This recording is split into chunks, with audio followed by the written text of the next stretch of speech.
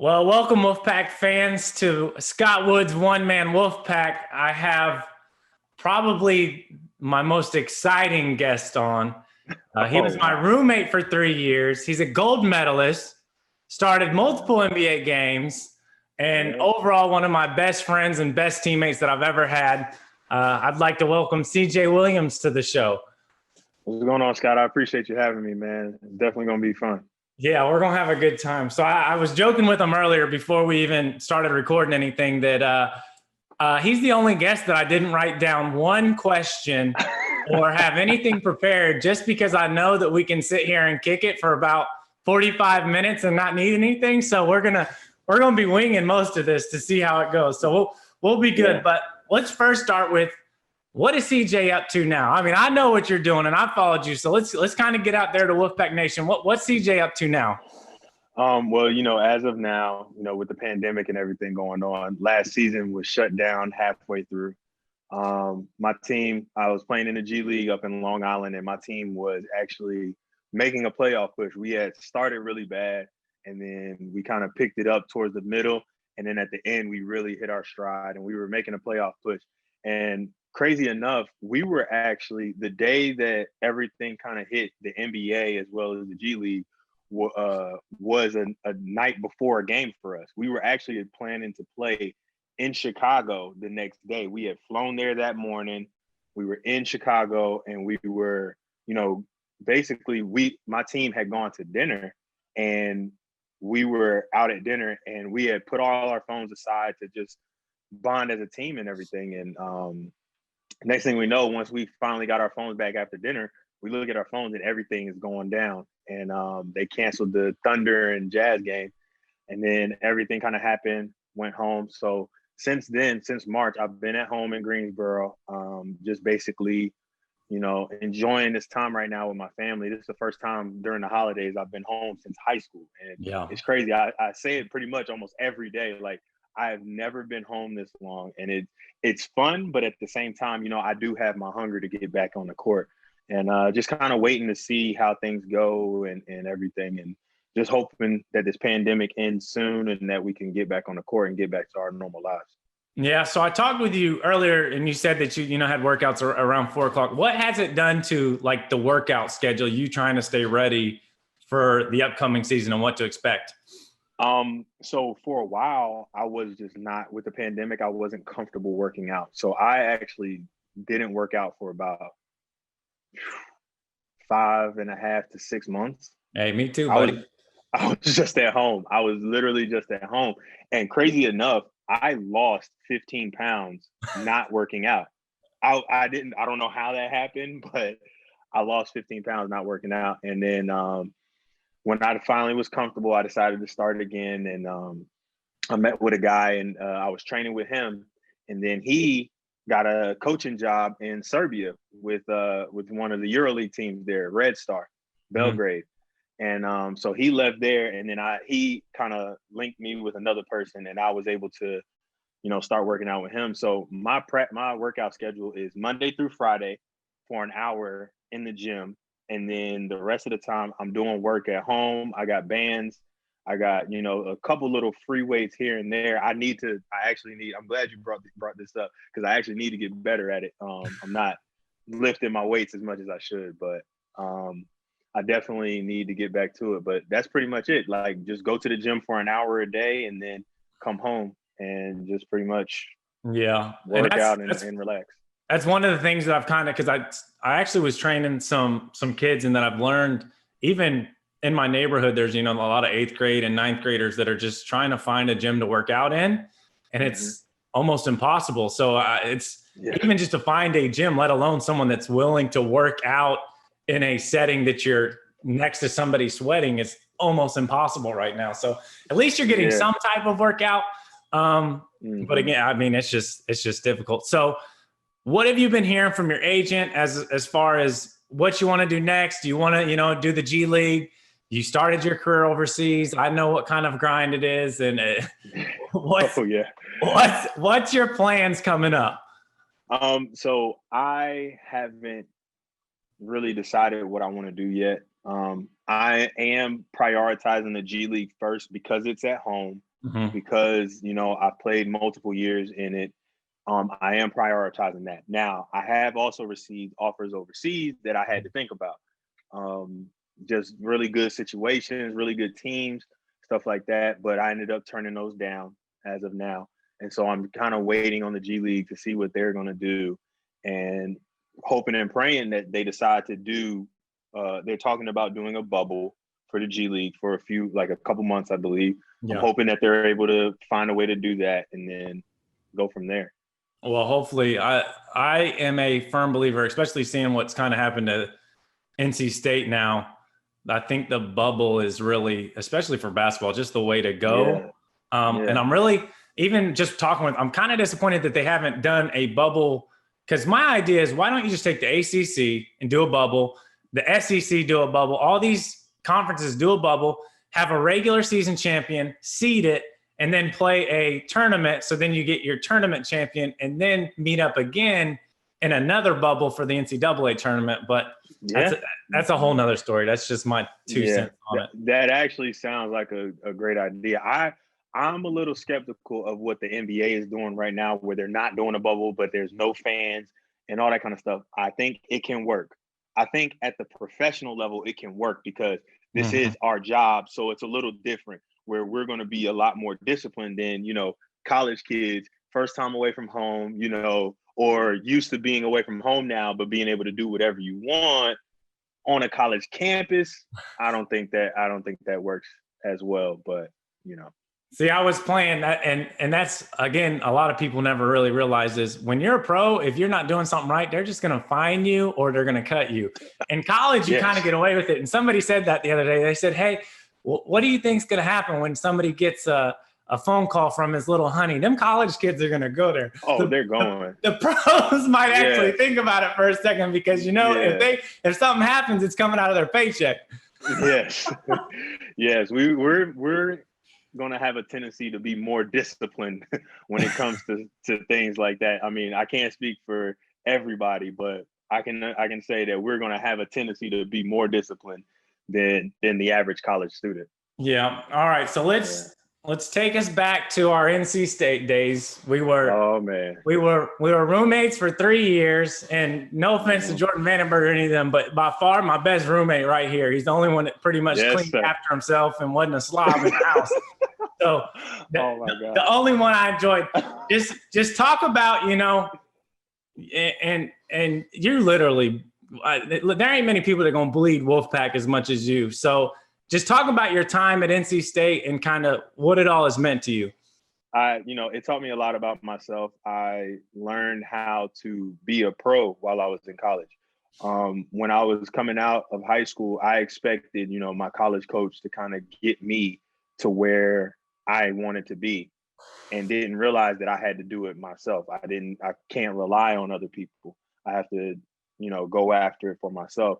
So I learned a lot about myself when it comes to my work ethic and how I have to be more disciplined. I do have to discipline myself when, if I get a little out of hand, like maybe I relax too much, or maybe I don't want to work out today. Like, I have to make myself go work out when, even when I don't feel like it. And obviously we were roommates.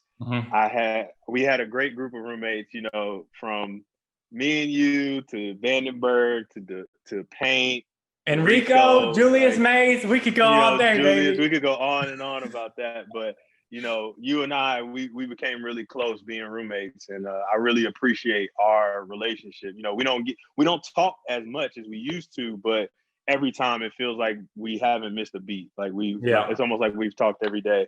So obviously I gained a lot of great life friends from being at NC State and everything. And then, obviously my senior year run sticks out in my mind tremendously, going from, I'm not gonna lie, sometimes when I'm feeling down, I go back and I watch the video of us in the during the selection show and how we reacted to finding out we were the team. And it's so funny. Every time I watch it, I'm like, what if they would have said in the 15 from the ACC, the University of Miami, and we're reacting like that? But instead they said NC State. I mean, it's just so crazy. it always lifts my spirits and stuff. And talking to everybody from that year and that year specifically, you know, it's always been great, and reminiscing about all our big run. I mean, beat a very good San Diego State team, beat what people thought was a national championship contending Georgetown, and then took the, you know, NCAA runner-up to the last possession of the game. Yeah. Like, you know, everything just stays in my mind, and I just loved all my time at NC State, and I really enjoyed it so much that, you know, every time I think about it, I just smile. Yeah. And I mean, that's one of the things too. I look back on it and I'm like, do you kind of, especially for you, how rewarding it is for 3 years, you know, you didn't have a great team. And then, you know, we finally kind of put it all together. And that's one of the things, looking back on it, the first thing I ever said to Mark Gottfried when he got hired, the very first time I met him, I don't know anything about him. I told him, I said, I just want to tell you, I'm a straight shoot you. We have the talent to be an NCAA tournament. We just need to learn how to kind of put our egos aside and play as a team. And that was the fun part about that group. And I keep telling her, I was like, the reason why CJ and Alex are one of my favorite teammates of all time is because they always brought their lunch pail to work. And I mean, no matter the situation, okay, maybe you didn't have a good game, maybe things aren't going your way, you always brought a positive attitude. And then at the same time, you kept people in check. And that's what, you know, looking back on it my senior year, we needed a CJ or we needed an Alex because, I mean, the talent-wise, I mean, we had the talent again the following year. Y'all were much more talented than we were. Your senior year team was much more talented. It's just my senior year, we were disciplined. And I credit you guys for that because I felt like you guys were the type that y'all wanted to send me and Alex out the right way. Yeah. So, you know, with you, with CJ, Zoe, Rich, Deshaun, you know, even Tyler Harris, Jaquan Raymond, like everybody on the team, and I'm forgetting some people, but, you know, everybody on the team, you guys dedicated yourselves to making sure that you guys sent me out the right way. And I really appreciate that because, you know, as you know, my career at NC State, 3 points a game from freshman to junior. And then we get the new coach and transition to, all right, now I'm second in the ACC in minutes. Yeah. Minutes played per game and jumped 7 points per game for my senior year. Like it was just so much fun and I really enjoyed it. And I really appreciate all you guys for sending me out the right way. Yeah. So I'm going to give you so I got a CJ Williams story. It's not a bad one. It's because I gave it. And I don't know if you ever heard this and I probably should have sent it to you. So my sister-in-law, Tanner Williford, shout out to Tanner Williford, had me speak at their graduation, Harnett Central High School graduation. And I gave a few stories. One of them, it was basically just talking about work ethic, trying to get them to take work ethic into the next step of their lives, blah, blah, blah, blah. And the first example I gave was Kevin Durant when I was with the Warriors. And then my second example was you. And I told him, I said, here's a guy that didn't get a lot of minutes his first couple years. And then just worked his tail off and stayed about as positive as you can stay as a person. Not once have I ever heard him badmouth a coach, a teammate in my life. And this is an honest to God truth. And the guy is now starting for the Clippers and hitting game winners. And if there isn't anybody in the world that deserved it more than you, man, it is you. And honest to God truth. I'll have my mom, she'll find it somewhere because she put it on Facebook when I was talking, but that's the honest God truth. But what people don't realize is you had every opportunity to go complain to a coach. You had every right to transfer.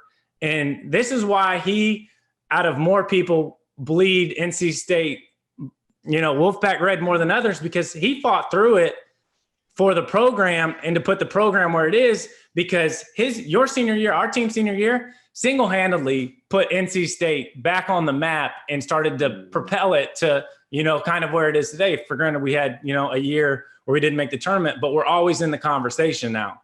It's not, oh, they might make the NIT. It's okay. Yeah.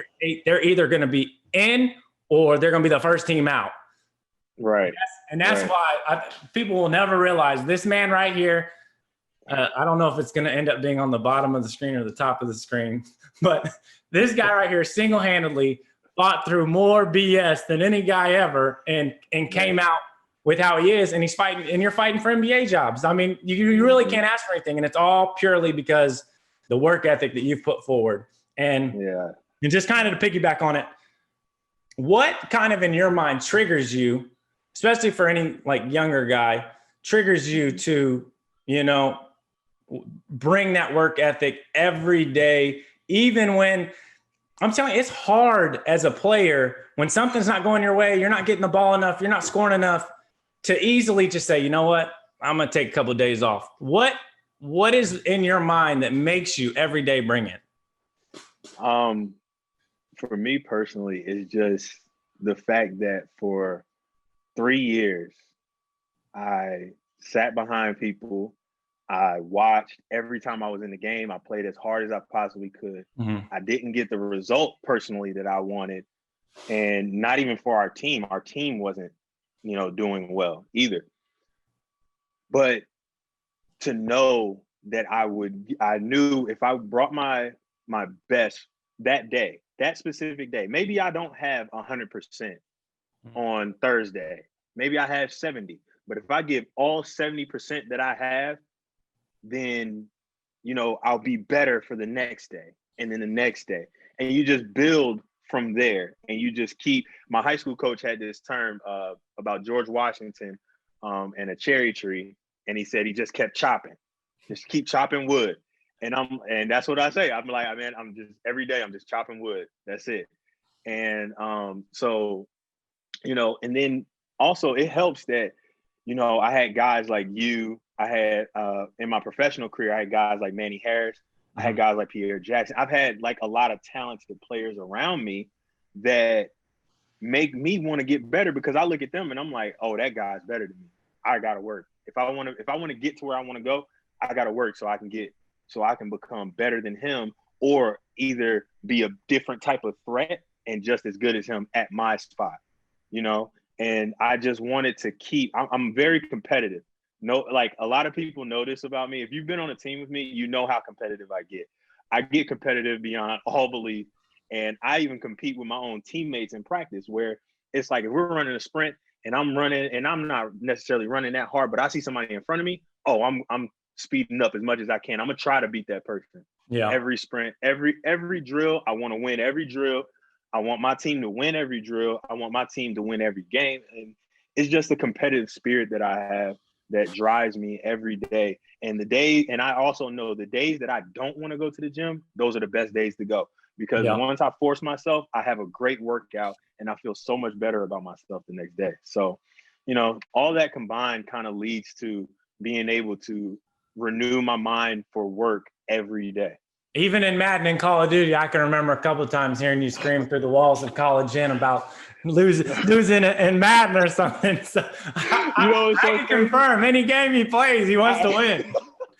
I am still like that. I'm still like, my sister tells me all the time, but my sister works from home now. She tells me all the time. She had to buy Beats by Dre so that she could have her conference calls because I be yelling so loud. I'm still like that at 30 years old. I'm still competing in everything that I do. There you go. All right, so let's kind of get into the professional side of it, and I haven't talked too much about it. So first we'll touch on, that season you had with the Clippers and, the type of things you learned there and, maybe some stories about, some teammates that may have helped you or just the good times there. I believe, was Casey there then? Casey Hill? Yeah, Casey was there. Casey was actually the G League coach. There you go. So Casey Hill it was the D League the year I was there, so I don't know what it is G League now. He was and then he came to you, one of the greatest guys I've ever been around. His dad, you met his dad? Yeah. Bob, another great guy, coached the Pacers for a while. Unbelievable coaching family. I think he just went to Casey just went to New Orleans. Yes. So, Yeah. I mean, he's great. I mean, their family's great. So shout out to Casey. Yep. Just kind of touch on that. And then after we get on that, I want to know about this FIBA run and the gold medal, because you're probably the only gold medalist I know. So we'll touch on that second. But first, kind of talk about that Clipper and the hitting the game winner and all that kind of stuff. Yeah, well, ironically, the story about the Clippers starts with that FIBA run. The Clippers saw me during that time when I was with Team USA, when we were actually had a training camp in Houston. So we started in Houston and then we left for Argentina. Well, when we are playing and stuff like that, I'm with Jeff Van Gundy, and Jeff tells me, he's like, look, he's like, you're going to be a 4-man for me. And I'm like, what? Like, I've been a guard since like my junior year of high school. Like, I've been a guard all the way through. And then he's like, I need you to play the 4 because we need some physicality at the 4, and your shooting is going to provide space as well. It's going to be great for us. I was like, okay, cool. And he was like, just hustle, rebound, play defense, and you'll get your shots. Like, I'll make sure that you get your shots. And I'm like, okay, cool. That's fine. So go through the run. Then I get the call, and my agent calls me, and he's like, hey, like, the Clippers are interested. And I'm like, oh, well, great. What are they talking about? Training camp? He was like, yeah, they want to bring you in for training camp. They got these new 2-way deals, stuff like that. And I was like, okay, cool. I'm down to try it. So go there. And first day I'm in LA, I land, I get to the hotel they put me up in. I walk into the gym, and the guys are already there lifting. Nobody knows me. Nobody knows who I am. They're lifting, all that kind of stuff. And I find out they're about to play.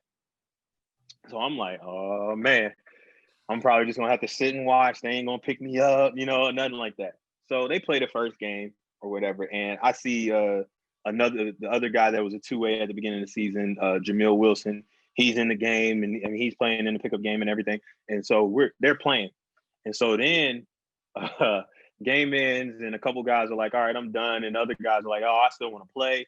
Like, and Patrick Beverly looks at me and he goes, yo, come over here. I'm like, all right. So I walk over to him, and he goes, what's your name? I was like, CJ. He's like, all right, bet. You got to guard Lou Will. First time on an NBA court with NBA players, and I have to guard Lewis Williams, perennial 6th man of the year every year. And I'm like, all right. Like, in my mind, I'm like, all right, what's the worst that could happen? So I guard him, and I'm playing hard, like everything. Boo, boo, boo. Next thing I know, I end up getting a shot in the corner to end the game. Bang, I make it. They're like, you got to make the free throw too. So I'm like, all right, bet. So I go up to the line, and I get the ball. And as I get the ball, Pat Bev literally like walks right by me. And I'm like, okay, whatever. And I make the free throw. And they was like, oh, so you got a little game to you. You can handle this. And I'm like, man, I just walked away. I wouldn't even care. I didn't even care. I was like, all right, whatever. And so I went and I played the rest of that day. Well, we get to training camp. And here's a moment where I realized I had a real shot at being in the NBA. We're in Hawaii. We're playing against the Raptors for 2 games in Hawaii at the University of Hawaii. And I am on the end of the bench. So I'm at the end of the bench, and I'm like, man, I'm probably not going to get in today. Like, I don't even know. It's like 9 seconds left in the first half. And I hear Doc go, CJ, come on, get Lou. I sprinted to that scorer's table. I was like, yes. I took all my stuff off, and I went in there and I guarded DeMar DeRozan, which I had guarded DeMar when I was in high school. So it wasn't no shell shock there or anything.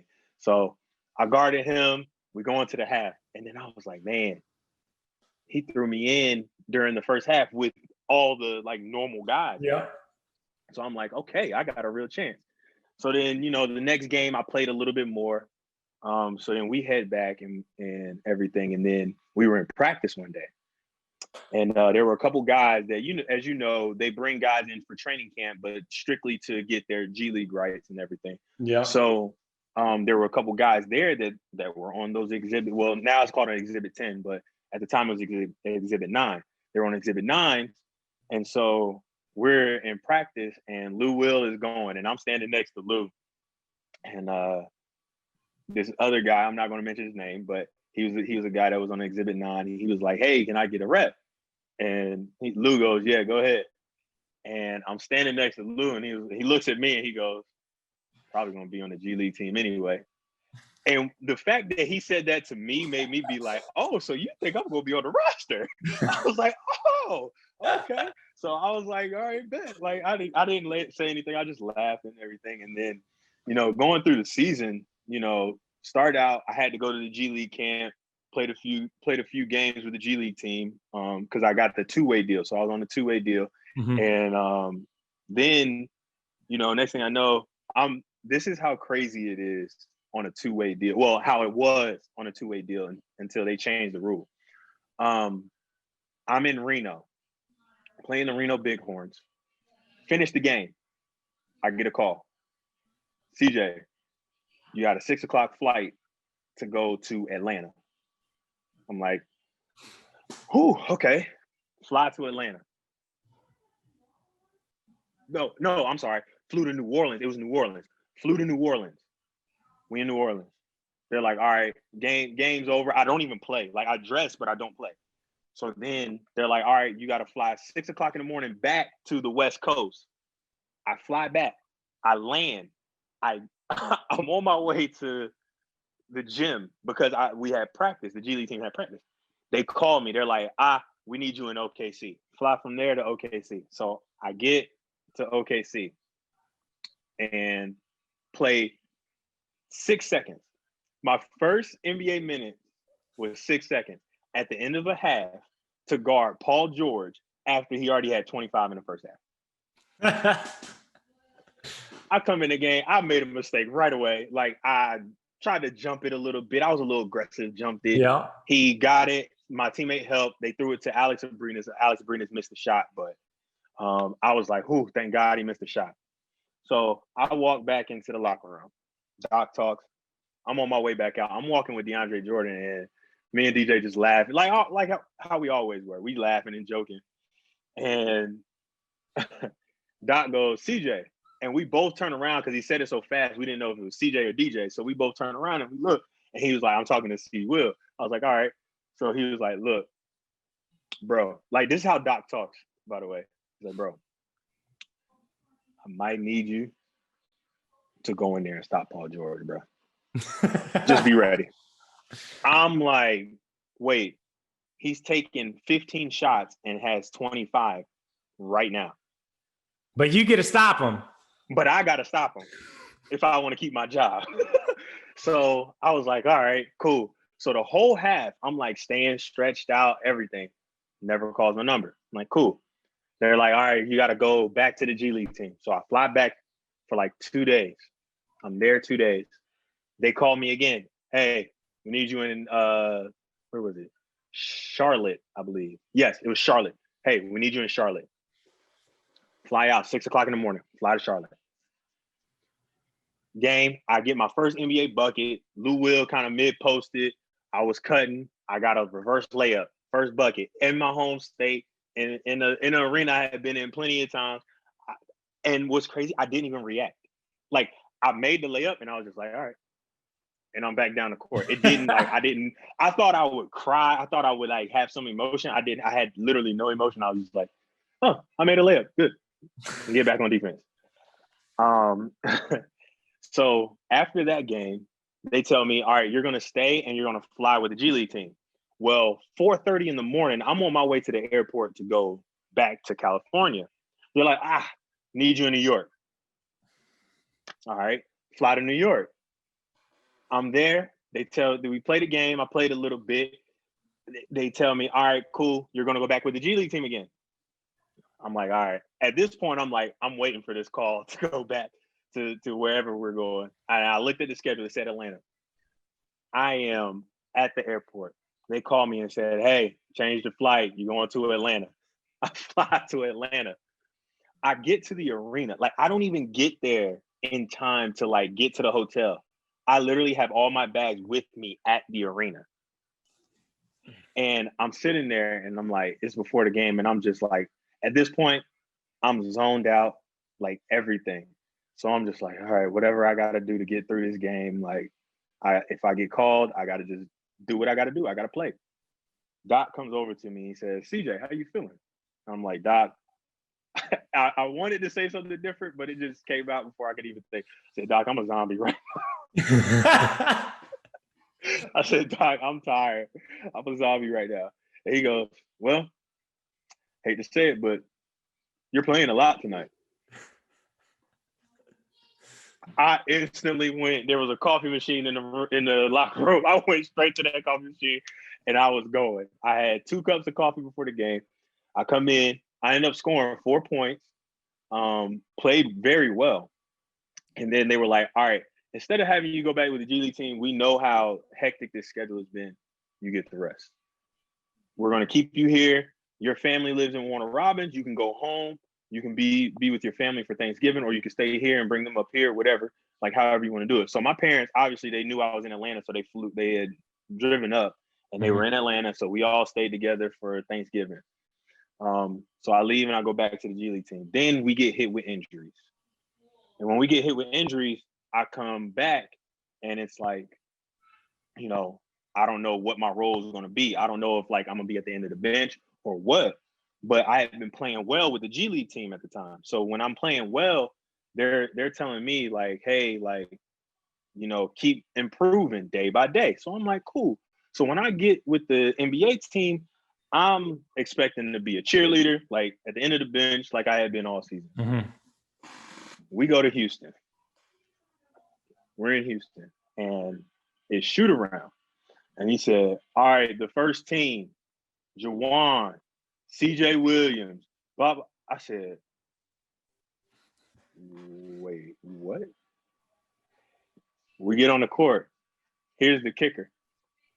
All right, matchups. CJ, you got James Harden. I said, oh my goodness. I have to guard the leading scorer in the NBA in one of my first starts. Oh, because I forgot. I started at Minnesota before that. But then I can't, and then we are in Houston and I was guarding James Harden. So I'm like, man, gosh, what do I do? Like, and then they tell me, CJ, we're gonna leave you on an island with him because we're gonna just shut down everybody else. He's going to score. Doc tells me he's going to score 50, but we're gonna just let everybody else like not be able to score and see how it goes. Ironically, we do that. He has 50. Jawan Evans ended up casually, he has 50. Yeah, he had 50. I can't lie. It was he's one of the hardest people I've ever guarded in my life.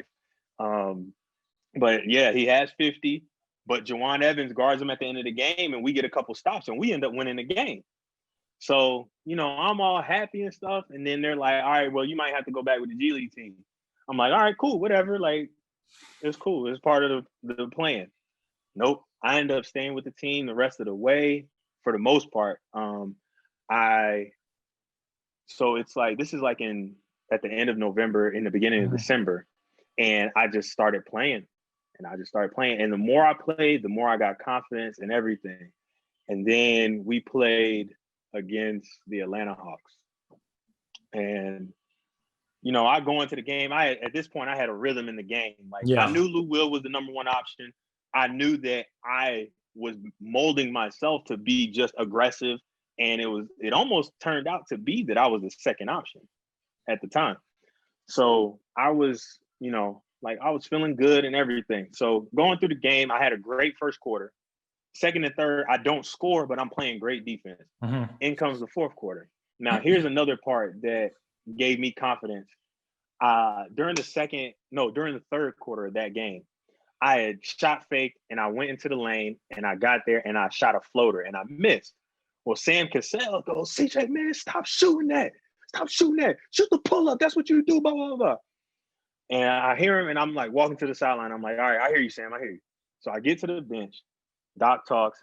I come out the huddle. Doc goes, bro, come here. I walk over to him. He said, and this is exactly what he said because I remember verbatim. He goes, bro, listen, bro.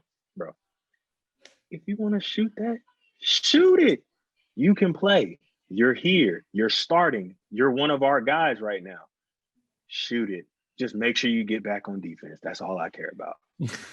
instantly confidence goes all the way. So I was like, all right, cool. So we get towards the end of the game in the fourth quarter, and there was a couple plays I had like gotten a little driving layup, shot the floater, made it. That tied the game up. Well, last play of the game, we draw it up, and it's to get Lou to his left hand because that's his preferred hand.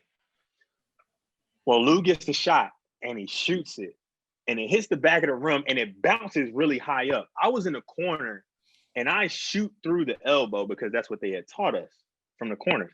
So I shoot through the elbow, and Wesley Johnson gets the rebound. Natural instinct of mine. Wes has it. I look around. I'm looking at myself, and I'm like, I'm open. So I said, Wes, and I get it. And in the play, if you watch the play, I immediately react to having the ball. But in my head, I'm like, oh, crap, I have the ball. And so the first thing I do, I was like, I got to shoot this. So boom, and I go into my move. And when I went between the legs, Torian Prince like reaches, and he kind of hits me. And I'm like, oh, I can't get to the basket. So I step back. At the same time, Lou's like literally asking for the ball. And I'm like, ah. And so I shoot it. And when I shoot it, I'm like, that's good. Like, those shots. Yeah. When you release it, it's like, it's good. So I'm like, that's good. I'm like, how do I react? Because I know it's going in. And it goes in, and I just turn around, and I did the first thing that came to mind, and I was just like, and I just walked down the court.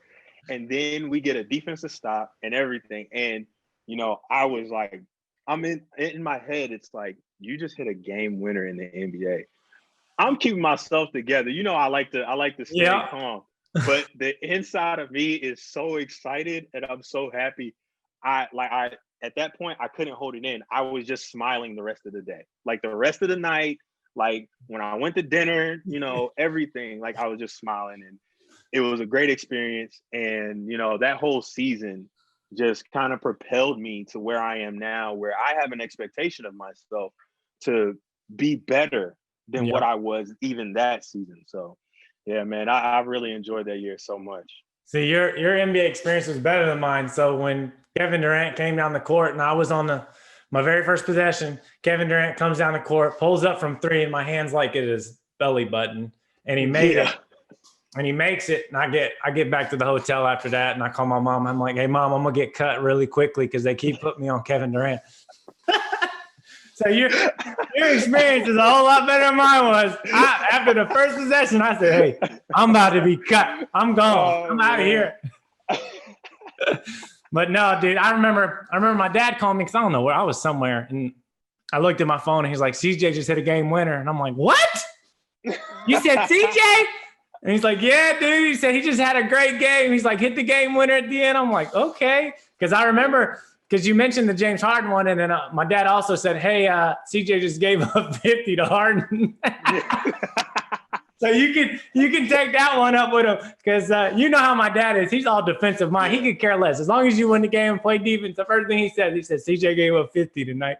I said, hey, listen, there's a lot of people that gave up 60 to him. So, I mean, right. That 50 actually sounds like a good night. But I mean, the defense that we were playing, when it was the pick and roll, DeAndre Jordan was at the rim. So I had to guard him all the way from the three-point line to the rim. And I had no help. If he went all the way to the rim, then it's cool. I peeled back and box out the big.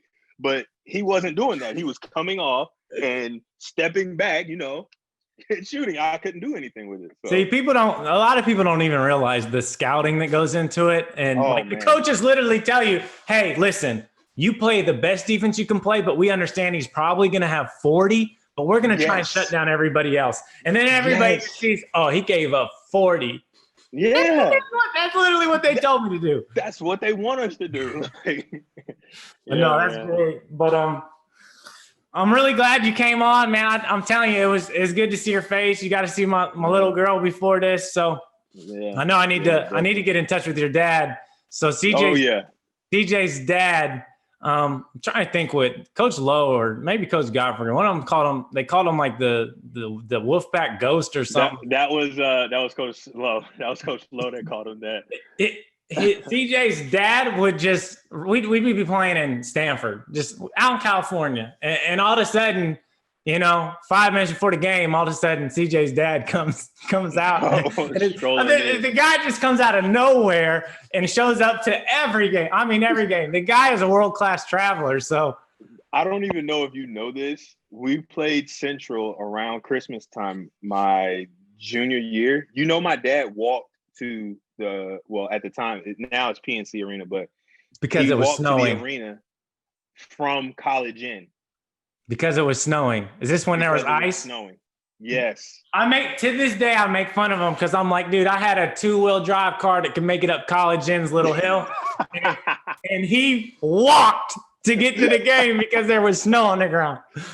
I'm like, that's the difference. I'm like, dude, he's a Philadelphia guy. I'm like, dude, and that's what I didn't understand. Like, how do you not know how to drive in that? But, you know, hey, he made it to the game. I was happy to see him. That's it. That's all I can say.